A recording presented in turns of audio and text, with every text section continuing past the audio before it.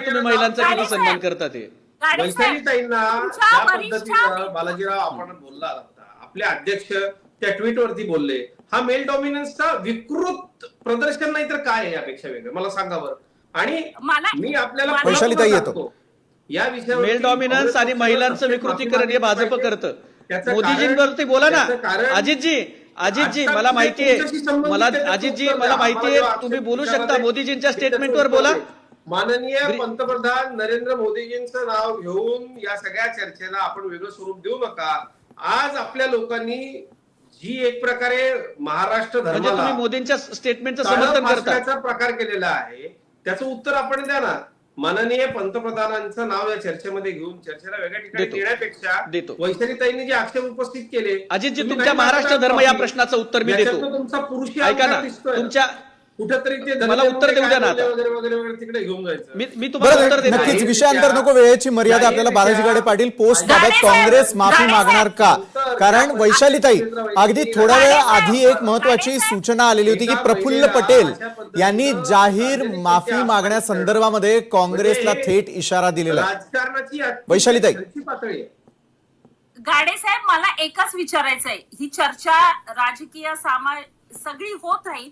मला एक सांगा, तुमच्या वरिष्ठ नेतृत्वाला सोनिया गांधी आणि प्रियांका गांधींना सुद्धा हे मान्य होईल का असा आरोप करणं?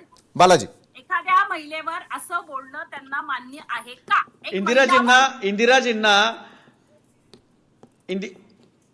इंदिराजींना ज्या वेळेला गुंगी गुडिया म्हणण्यात आलेलं होतं त्यावेळेला त्यांनी सिद्ध केलं आणि संसदेमध्ये अटल बिहारी वाजपेयी यांनी त्यांचा दुर्गा म्हणून पाकिस्तानचे 2 तुकडे केल्यावरती त्या ठिकाणावरती गौरव केला.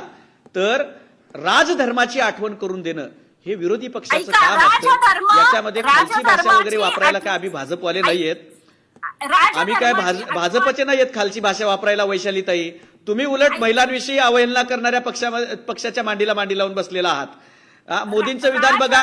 आणि आता महाराष्ट्र धर्माचं उत्तर मला देऊ द्या विशालजी. अजितजींच्या नाही तर अजितजी नाराज होतील. ते म्हणाले की तुम्हाला महाराष्ट्र धर्माची आठवण आहे का? अहो, अगदी आठवड्याभरापूर्वी याच मुंबईमध्ये ज्या वेळेला तरुणांचं आंदोलन चाललेलं होतं पेपर फुटीच्या विरोधामध्ये, तेव्हा पोलिसांच्या माध्यमातून मुलींना तुम्ही कसं मारलेलं आहे हे महाराष्ट्रानं बघितलेलं आहे.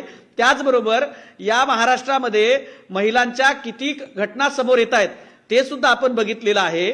त्यामुळे मला आता त्या तपशिलात जाऊन चर्चा दुसरीकडे न्यायची नाहीये. किंवा जंतर मंतरवरती तुम्ही मुलींना कसं मारले, जंतर मंतरवरती मुलींना कसं मारले, महाराष्ट्र धर्म आणि तुमचा काहीही संबंध नाहीये. ज्या लोकांनी या देशाच्या विरोधामध्ये युद्ध पुकारलं, अशा फुटीरतावादी काश्मीरी डावे, अतिकडवे डावे, या सगळ्यांचं उदो करणाऱ्यांना अमित शहा काय झोपा काढतायत का? अमित शहा काय झोपा काढत आहेत का? देशाचे गृहमंत्री. विषयांतर करू नका, विषयांतर करू नका. विशालजी, विषयांतर होते. मी त्या विषयावर बोलायला मला एक सांगा, कुठल्याही महिलेचा अपमान, मग तो आंदोलनाच्या काळात असू दे किंवा एखाद्या नेतृत्वावर असू दे, तिन्ही मान्यवरांसाठी एकच जाता जाता शेवटचा प्रश्न आहे. अजितजी, तुमच्यापासून सुरुवात करतो. इंदिरा गांधींसाठी वापरला गेलेला शब्द आज दुसऱ्या महिला नेत्यासाठी वापरणं योग्य ठरतं का? असं आहे, या निमित्तानं काँग्रेस पक्षाने आम्ही राजकारणासाठी वाटेल ते करू शकतो हे दाखवलं. बरं, हृदय दुखलं, मन दुखलं. आज महाराष्ट्रामध्ये अजितदादांच्यावर, पवार कुटुंबावर प्रेम करणाऱ्या कोट्यवधी लोकांना दुखावताना काँग्रेसनं हाही विचार केला नाही की या लोकांनी इतकी वर्ष आपल्याबरोबर या महाराष्ट्राच्या समाजकारणात, राजकारणामध्ये काम केलं राजकारणासाठी. आणि मला हर्षवर्धन सपकाळांचं आश्चर्य वाटतंय. ते इतकं वेगळं होतं, आपण इतके साधे आहोत, या विचाराचे आहोत, गांधीवादी विचार होतो असं दाखवण्याचा प्रयत्न करतात. आज असं म्हणावं लागेल विशालजी, जो बूंद से गई वो हौद से नहीं आती. आज काँग्रेसने आपलं राजकारणापोटी घसरलेला स्तर आणि आपला अकराळ विक्राळ खरं रूप दाखवलंय. महाराष्ट्रातल्या महिला भगिनींनी हा अपमान नक्की लक्षात ठेवा.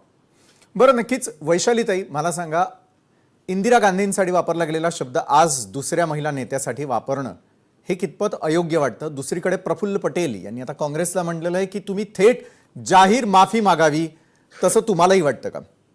नक्कीच हर्षवर्धन सपकाळांनी जाहीर माफीनामा द्यावा. हा फक्त सुनेत्राताईंचा अपमान नाही, तर महाराष्ट्रातील तमाम महिलांचा अपमान आहे. आणि जिथे 33% विधानसभेत लोकसभेत आरक्षण आणणारे सगळेच लोक बोलतायत, जर अशा पद्धतीनं महिलांवर बोललं गेलं तर महिला पुढे राजकारणात येतील का, हा प्रश्न पण माझा काँग्रेसला आहे. बरं. मग नक्की तुम्ही डायव्हर्शन कशासाठी करताय? बरोबर आहे. बालाजी गाडे पाटील, अगदी थोडक्यात उत्तर द्या. कुठल्याही महिलेचा अपमान होऊ नये, महाराष्ट्राची आणि देशाची खरं तर ही संस्कृती आहे आजपर्यंतची. आज ज्या प्रकारची टीका केली गेली त्यानंतर तुम्ही जाहीर माफी मागणार का, आणि दुसरं म्हणजे पोस्ट डिलीट करणार का?